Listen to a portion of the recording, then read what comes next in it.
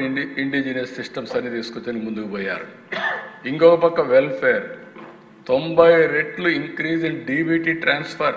That is the beauty of the system. మీరు చూస్తే అందుకే నేను చెప్పింది, సంపద సృష్టిస్తేనే ఆదాయం వస్తుంది, ఆదాయం వస్తేనే డీబీటీ చేస్తాం.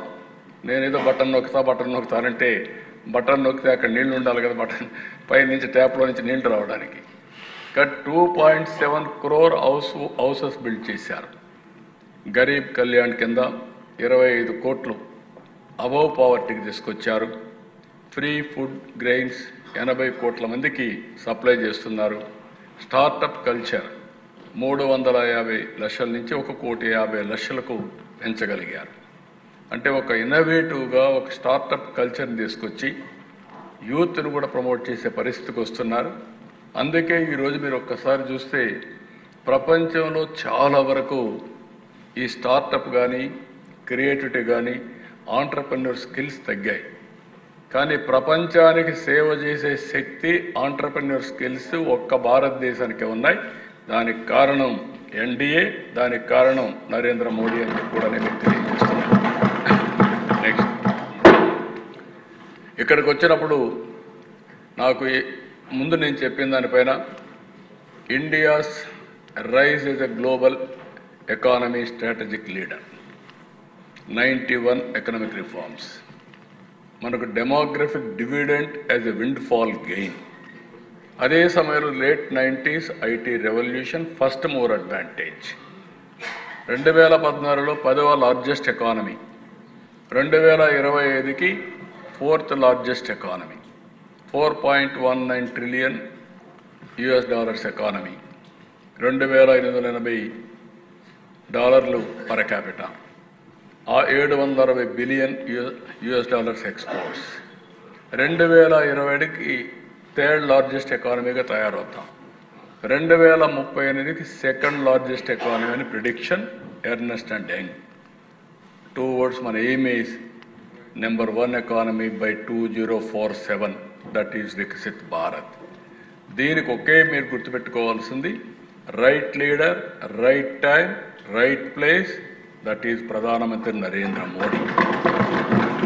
నేను ఎందుకు ఈ మాట వాడుతున్నానంటే, ఒక ఇంటికి మంచి లీడర్ ఉంటే ఆ ఇల్లు బాగుపడుతుంది, ఒక ఊరికి మంచి లీడర్ ఉంటే ఆ ఊరు బాగుపడుతుంది, ఒక నియోజకవర్గానికి ఒక మంచి ఎమ్మెల్యే అంటే ఆ నియోజకవర్గం బాగుపడుతుంది, ఒక రాష్ట్రానికి మంచి నాయకత్వం ఉంటే రాష్ట్రం కూడా బాగుపడుతుంది. దాంట్లో అనుమానం లేదు. అదే నాయకత్వాన్ని నేను పవన్ కళ్యాణ్ గారు, మిత్రులు పవన్ కళ్యాణ్ గారు ప్రొవైడ్ చేస్తున్నాం. మీరే చూస్తారు, ఇంకా రిజల్ట్స్ ఏ విధంగా వస్తాయో చేసి చూపిస్తాం. ఇది నేను అందుకే అప్పుడప్పుడు అంటూ ఉంటాను, నరేంద్ర మోడీ గారు దేశం యొక్క సంపద. ఒక నాయకుడు మంచివాడైతే కడవన్నీ చేయడం పెద్ద కష్టం కాదు. నాయకుడు హేలో అయితే ఎన్నున్నా కూడా ఏమీ జరగదు. అదే ఈరోజు భారతదేశంలో జరుగుతూ ఉంది. మొన్న చూశారు సింధూర్, కొంతమంది ఎగతాళి చేశారు. నిన్న చూశారు అమెరికా కూడా మళ్ళా మనతో సంబంధాలు పెట్టుకునే పరిస్థితి వచ్చిందంటే that is Narendra Modi. I real appreciate, ఎందుకంటే నేను I have seen so many leaders in this country with my wide experience.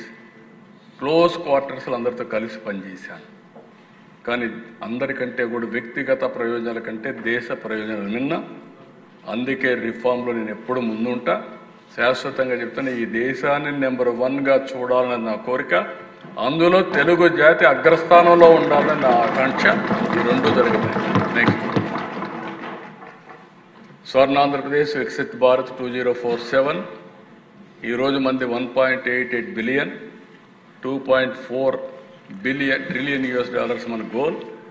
GSTP $3,148, $42,000 కావాలని. లాస్ట్ ఇయర్ 12.02, ఆవరేజ్న సిఏజిఆర్ 15 సాధించాలని.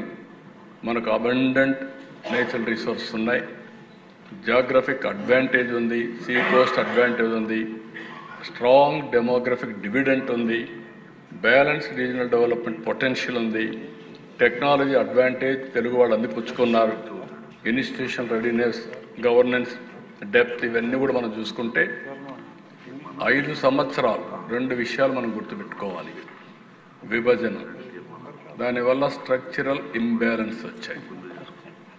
హైదరాబాద్లో మొత్తం సర్వీస్ సెక్టర్ అంతా వెళ్ళింది. ఈరోజు హైదరాబాద్ సర్వీస్ సెక్టర్ 67% కాంట్రిబ్యూట్ చేస్తుంది. అదే సమయంలో ఇక్కడికి వచ్చే కొందికి మనకు 45-44%లో ఉన్నాం సర్వీస్ సెక్టర్. అక్కడ అగ్రికల్చర్ 14% తగ్గింది, మన దగ్గర 35% ఉంది. దీనివల్ల నష్టం ఒకసారి చూస్తే మొత్తం మనకు వచ్చే ఆదాయం జిఎస్టిపిలో అక్కడ 9.3% వస్తే మనకు 6.12% వస్తుంది. 3% 3.3% డిఫరెన్స్ ఉంది. అయితే మనం కుంగిపోలేదు. మనం రిఫార్మ్ తీసుకొచ్చి ఎక్కడికక్కడ ముందుకు పోయాం. 5 సంవత్సరాల్లో 13.5% మనం పెంచుకోగలిగాం. ఆ స్పీడ్లో కానీ పెరుగుంటే ఈరోజు 7 లక్షల కోట్ల రూపాయలు జిఎస్టిపి అదనంగా వచ్చేది. దగ్గర రాష్ట్రానికి ఆదాయం 60-70 వేల కోట్ల రూపాయలు అదనంగా వచ్చేది. ఈ రెండు వస్తే ఇప్పుడు మనం ఈజీగా సూపర్ 6 కానీ అన్ని ఇచ్చేవాళ్ళం. కానీ అది ఆ 5 సంవత్సరాలు జరిగిన విధ్వంసం వల్ల మనం మళ్ళీ ఇబ్బంది పడ్డాము. ఈ 2 ఇబ్బందుల వల్ల సమస్యలు వచ్చాయి. కానీ మనకి ఇన్హెరెంట్ స్ట్రెంగ్స్ ఉన్నాయి. అన్ని పూల్ చేసుకుంటాం, ముందుకు పోతామని చెప్పి కూడా నేను మీకు తెలియజేస్తున్నాను.